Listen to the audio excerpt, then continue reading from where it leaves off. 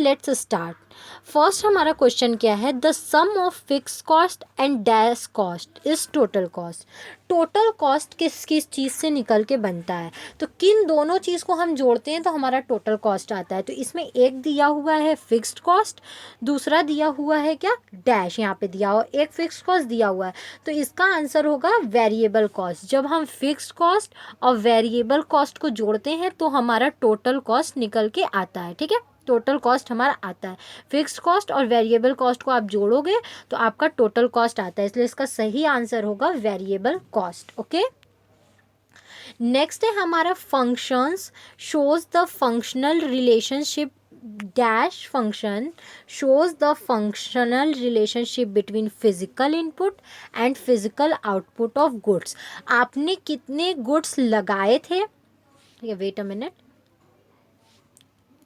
आपने कितने goods input लगाए और उसको लगाने के बाद कितना आउटपुट आया, तो ये पूरा प्रोसेस हमें किस चीज़ से पता चलता है, ये पूरा प्रोसेस हमें प्रोडक्शन से पता चलता है। ठीक है, आप कोई रॉ मटेरियल लगाओगे, फिर उसको फिनिश गुड्स बनाओगे, जब फिनिश गुड्स बन के आ जाएगा तो हमें पता चलेगा हमने इतना इनपुट लगाया था और इसका इतना आउटपुट आया है। तो इस पूरे प्रोसेस को हम लोग प्रोडक्शन फंक्शन कहते हैं। ठीक है, इसलिए इसका यहाँ पे सही आंसर होगा प्रोडक्शन फंक्शन। ठीक है, यहाँ पे आपका दिया भी है, production function shows the functional relationship between physical input and physical output. ठीक है, नेक्स्ट है हमारा cost refers to the change dash cost refers to the change in total cost due to additional unit of commodity is produced। ठीक है, ऐसा कौन सा cost होता है जो कि हमारे टोटल कॉस्ट को दिखाता है, जब हम एक और यूनिट प्रोड्यूस करते हैं। ठीक है, अगर हम एक और यूनिट प्रोड्यूस कर रहे हैं तो वो कौन सा कॉस्ट रिफर्स होगा,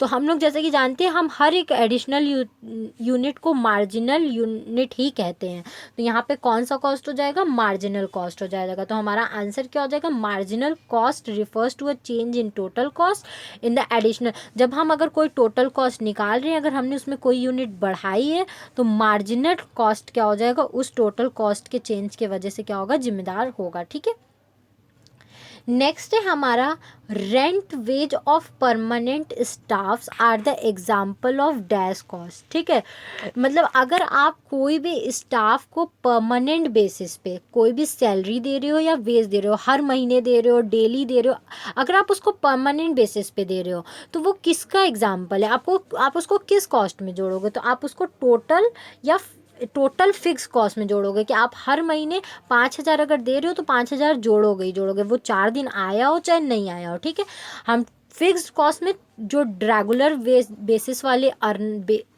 हमारे लेबर्स होते हैं उनका जोड़ते हैं अपने टोटल फिक्स्ड कॉस्ट में। ठीक है, तो यहाँ पे लिखा है रेंट और वेजेस, जैसे कि रेंट और जो हम जैसे कि हमने जो बिल्डिंग ली है उसका मंथली हम देते हैं इंटरेस्ट, और हमारे जो एम्प्लॉयज़ होते हैं हम उनको वेजेस मंथली बेसिस पे देते हैं, इसलिए ये हमारे क्या होते हैं, परमानेंट बेसिस वाले स्टाफ होते हैं और इनका कॉस्ट हम लोग टोटल फिक्स कॉस्ट में जोड़ते हैं। ठीक है, नेक्स्ट है हमारा as output increases AC and AVC tends to be closer but the difference between AC and AVC can never be।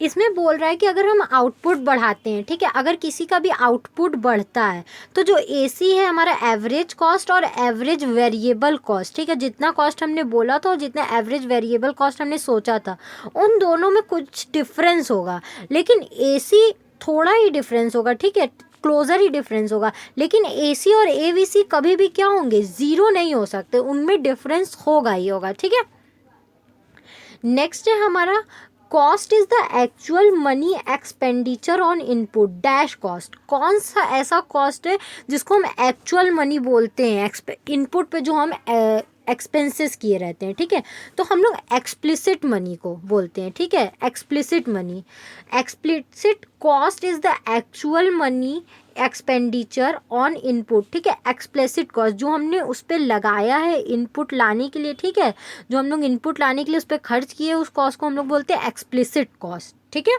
आप लोग याद रखिएगा, यहाँ पे इसका आंसर दिया एक्सप्लिसिट कॉस्ट, याद रखिएगा, इसको एक्चुअली मनी बोलते हैं जो भी हम लोग इनपुट गेन करने के लिए उस पर लगाया है। ओके, फिर है हमारा A production function states that there exists technical relationship between. जो प्रोडक्शन फंक्शन है ये हमें बताता है कि टेक्निकल रिलेशन किस में होता है, किन किन चीज़ों के बीच में होता है, ठीक है। तो यहाँ पे पहला हमारा दिया हुआ है input price and output price. जितना प्राइस तुम इनपुट पे लगाए उतना प्राइस आउटपुट का होगा। Input price and quantity of output, the quantity of input and the quantity of output, the quantity of input and input prices. नहीं, तो ये हमारा गलत है। इनपुट प्राइस और आउटपुट प्राइस में कोई टेक्निकल रिलेशनशिप नहीं होता है। इनपुट प्राइस और क्वांटिटी ऑफ आउटपुट में भी नहीं होता है, और the quantity of input and output prices में भी नहीं होता है। लेकिन टेक्निकल रिलेशन किस में होता है कि हमने कितना क्वांटिटी उसमें डाला है और कितना क्वांटिटी वो उसमें बन गया। हमने 10 व्हील डाली है उसके अंदर, तो हमारे पास 5 बाइक निकल के आई, ठीक है, क्योंकि हर में 2-2 लगती है। तो हमने कितना इनपुट दिया और उसका क्या आउटपुट आया क्वांटिटी में, तो उसी में क्या होता है, टेक्निकल रिलेशनशिप होता है, ठीक है। तो इसका सॉल्यूशन यहाँ पे यही होगा, the quantity of input and the quantity of output. Okay, फिर है हमारा the when the average product is maximum the marginal product is। इसमें बोल रहा है कि जब आपका एवरेज प्रोडक्ट मैक्सिमम होगा तो मार्जिनल प्रोडक्ट क्या होगा उस टाइम, ठीक है। तो इक्वल टू एवरेज प्रोडक्ट, जो हमारा इसका सही आंसर यही है कि जितना एवरेज प्रोडक्ट होगा मार्जिनल प्रोडक्ट भी उसी के बराबर होगा, ठीक है।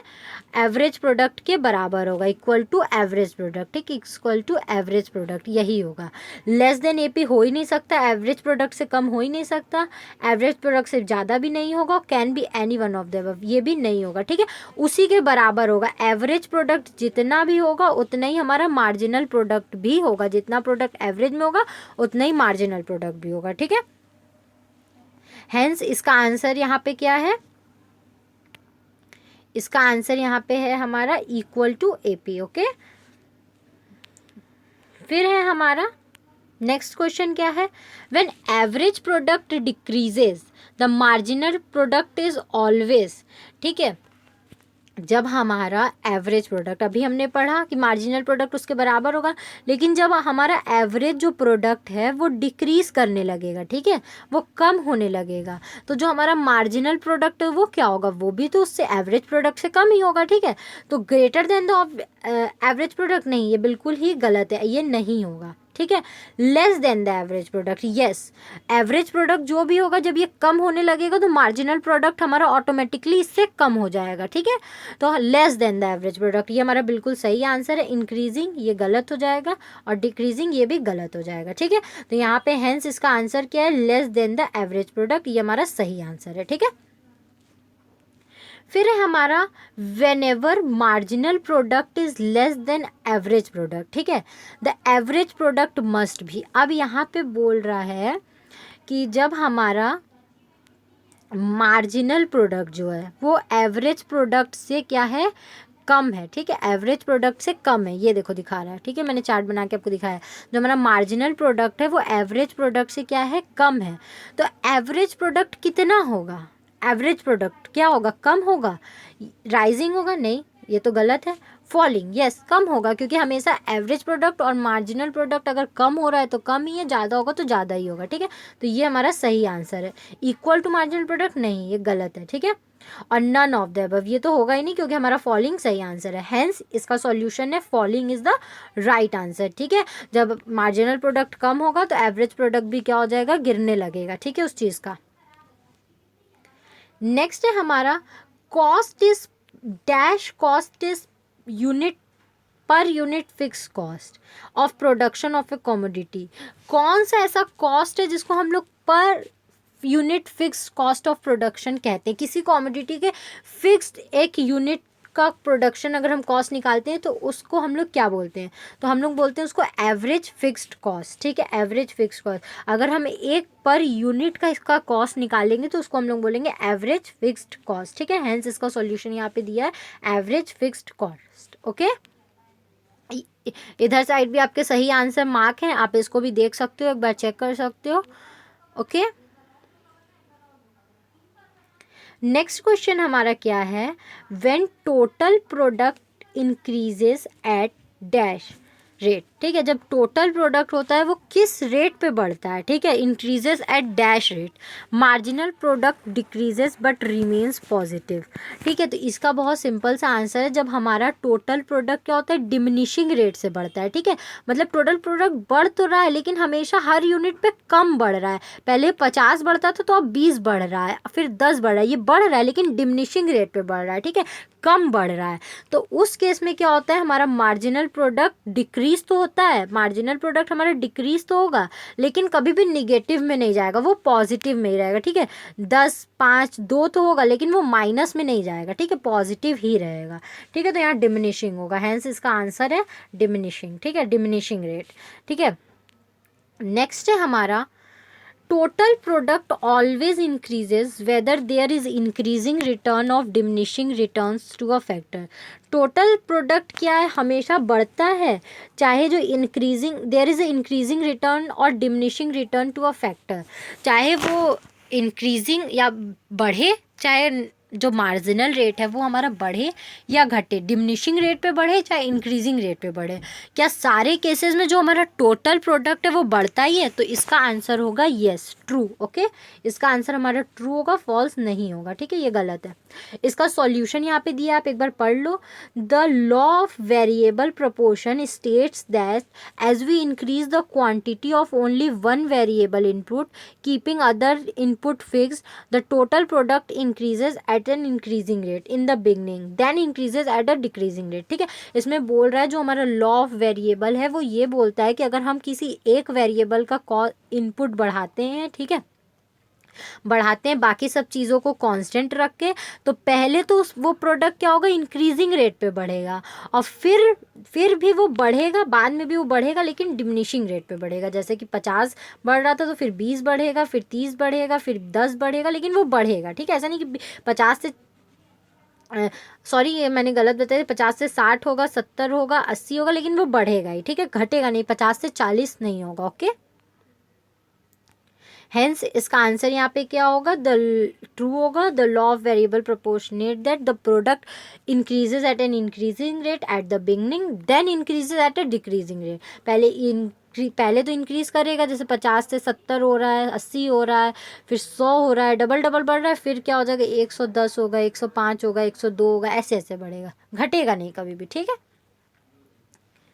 नेक्स्ट क्वेश्चन हमारा क्या है, when ever MP rises marginal price rises, marginal product rises and is positive, वो बढ़ रहा है और वो पॉजिटिव भी है, total product changes at what rate, तो टोटल प्रोडक्ट जो है वो किस रेट से चेंज होगा। ठीक है, तो जैसे कि हमारा ये इसमें बोल रहा है जो हमारा MP है वो बढ़ रहा है और वो पॉजिटिव बढ़ रहा है। ठीक है, निगेटिव में नहीं बढ़ रहा। तो जो हमारा TP है वो किस रेट पे बढ़ेगा, तो जो हमारा टोटल प्रोडक्ट है वो इंक्रीजिंग रेट पे बढ़ेगा। ठीक है, 50, 70, 90 ऐसे ऐसे बढ़ेगा। ठीक है, इंक्रीजिंग रेट पे वो क्या होगा, बढ़ेगा।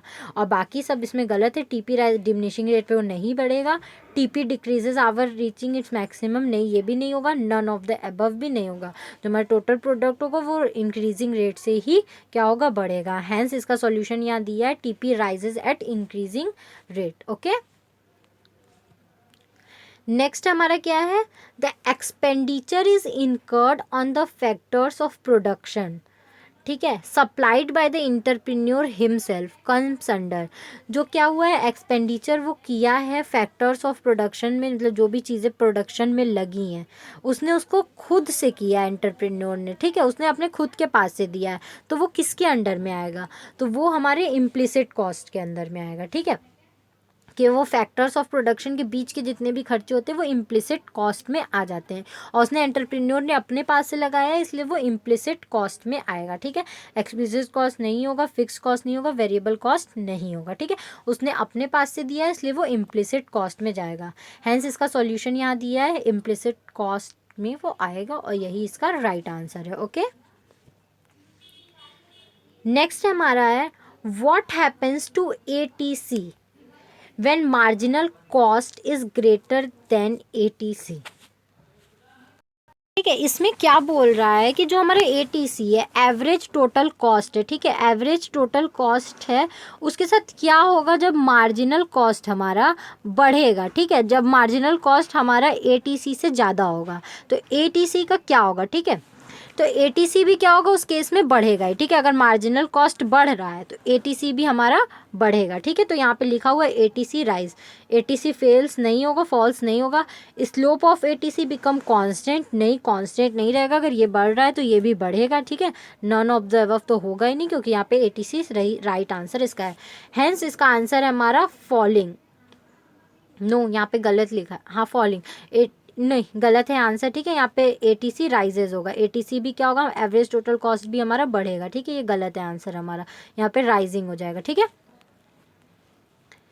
फिर हमारा at any point of output the difference between the total cost and total fix cost is.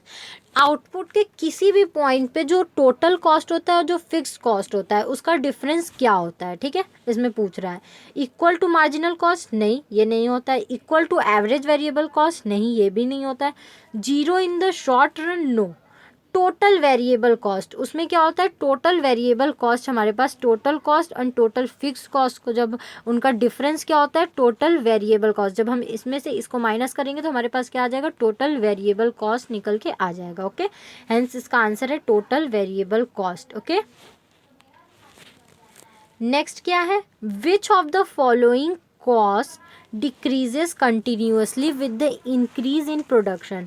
इसमें से ऐसा कौन सा कॉस्ट है जो कंटिन्यूसली क्या करता है, डिक्रीज करता है और प्रोडक्शन उसका क्या है, बढ़ता रहता है।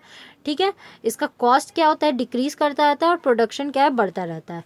टोटल वेरिएबल कॉस्ट नो, ये तो marginal cost no, average total cost ये सब बढ़ता ही रहता है। एवरेज फिक्स्ड कॉस्ट, जो फिक्स्ड कॉस्ट होता है वो क्या है, डिक्रीज ही करता रहता है, उसके फिक्स्ड कॉस्ट उतने ही रहते हैं लेकिन उससे क्या होता है, प्रोडक्शन हमारा बढ़ता रहता है। ठीक है, जैसे मशीन इक्विपमेंट, अब जो उससे प्रोडक्शन बढ़ेगा लेकिन उसके फिक्स्ड कॉस्ट का दाम क्या हो जाता है, लगातार घटता ही रहता है। ओके, हेंस इसका आंसर होगा average fixed cost is a right answer.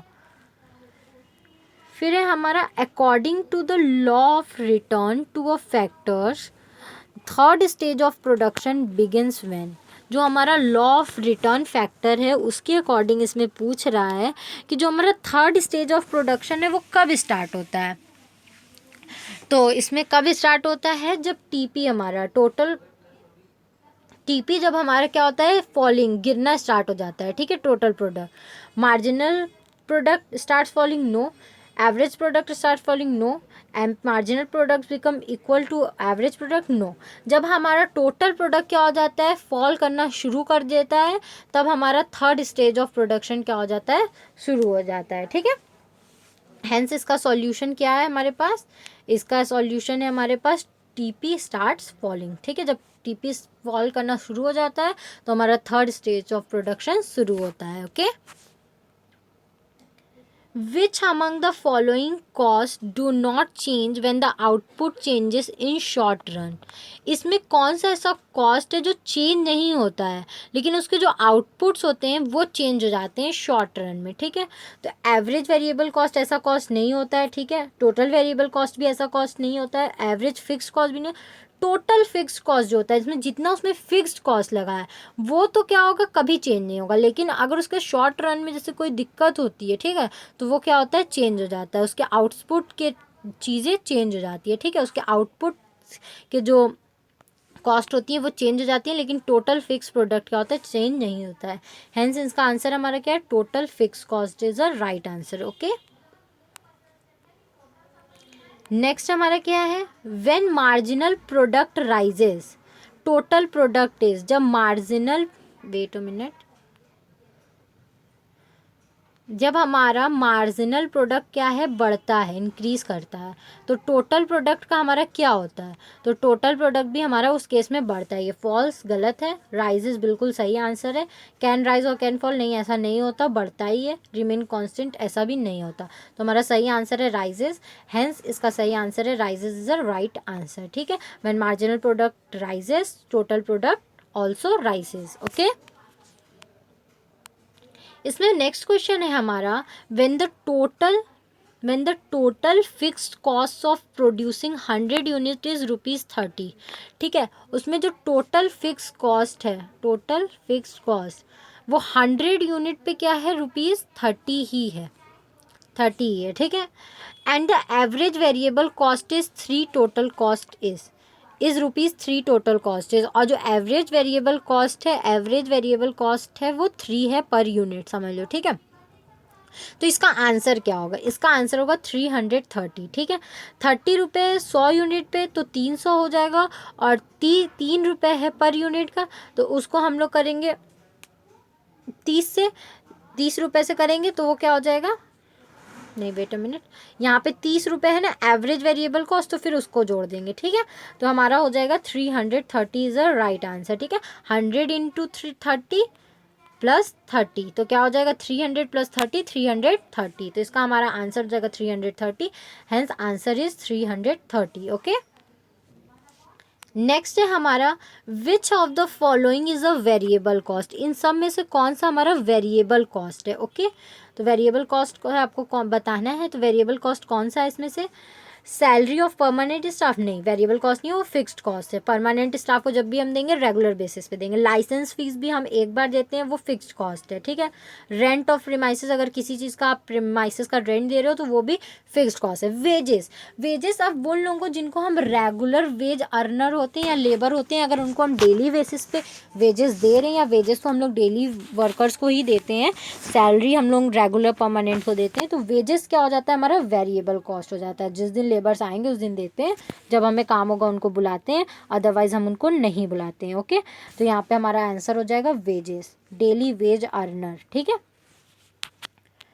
Next हमारा क्वेश्चन है total variable cost is 0 when output is, total variable cost 0 कब होता है, आउटपुट क्या ऐसा आएगा कि टोटल वेरिएबल कॉस्ट क्या हो जाएगा, 0 हो जाएगा।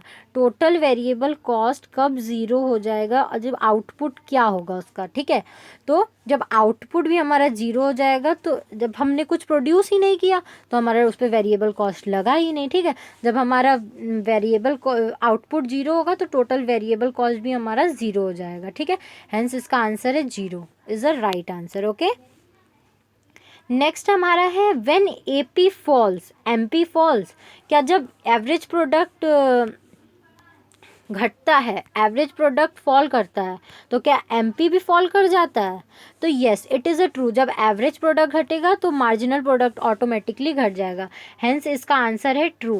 When MP is less than AP, AP falls. ठीक है, जब एमपी कम होता है तो एपी ऑटोमेटिकली कम हो जाता है, लेस हो जाता है। ठीक है, स्टार्ट डिक्रीजिंग।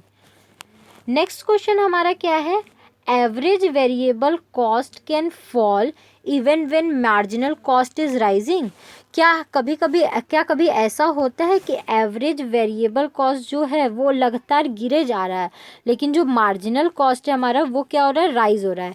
यस ऐसा होता है, तो ये हमारा ट्रू है। ठीक है, as minimum point of MC lies to the left of AVC, average variable cost के जब मिनिमम पॉइंट पे एमसी लाई करता है तो ऐसा होता है। ओके, इसलिए इसका आंसर है true, hence as minimum point of MC lies to the left of the AVC. Okay, तो हमारे इस चैप्टर का एमसीक्यू यहीं तक था।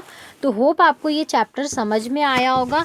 आपको छोटे छोटे एमसीक्यू कराने का मेन मेरा मोटिव यही है कि आप लास्ट टाइम पे क्या कर सकते हो, इतने सारे चैप्टर्स फुल डिटेल में नहीं पढ़ सकते हो, तो आप छोटे छोटे चैप्टर्स के थ्रू क्या कर सकते हो, अपने सारे एक्सप्लेनेशन को, अपने सारे मतलब जो मेन पॉइंट्स हैं चैप्टर के, जैसे आपको इसमें average product, marginal product, average fix cost, average variable cost, average total cost, ठीक है, इसमें आपको ये सब चीज़ें समझ में आ रही हैं। ठीक है, तो आप इतना समझ के जाओ